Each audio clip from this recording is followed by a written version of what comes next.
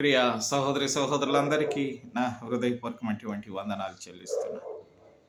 ఈ లోకంలో మనం ఎలా బ్రతకాలి, ఎట్లా బ్రతకాలి, మనము మన బిడ్డలము మన జీవిత దినాలన్నీ ఎలా గడపాలని అనేక మంది ఆందోళనలో, అనేక మంది భయభ్రాంతులై ఉండడం సహజమే.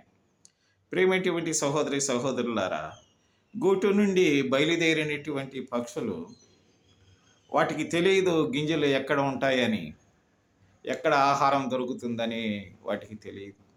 కానీ అవి ఎగురుకుంటూ ప్రయాణించి పోతూ ఉంటాయి.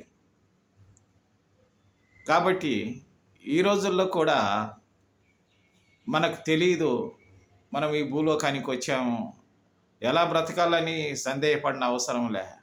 మన ప్రయాణం కూడా ఆ గూటి పక్షి ఎగిరిపోతూ తన ప్రయాణాన్ని సాగించినట్టే మన ప్రయాణాన్ని సాగించాలి. కాబట్టి మనిషి ఓడిపోయినంత మాత్రాన జీవితం ఆగిపోదు, నలిగినంత మాత్రాన మన విలువ తగ్గదు.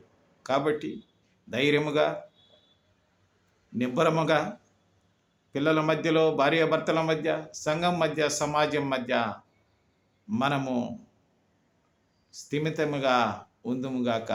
దేవుడు మనల్ని ఆశీర్వదించునుగాక. ఆమేన్.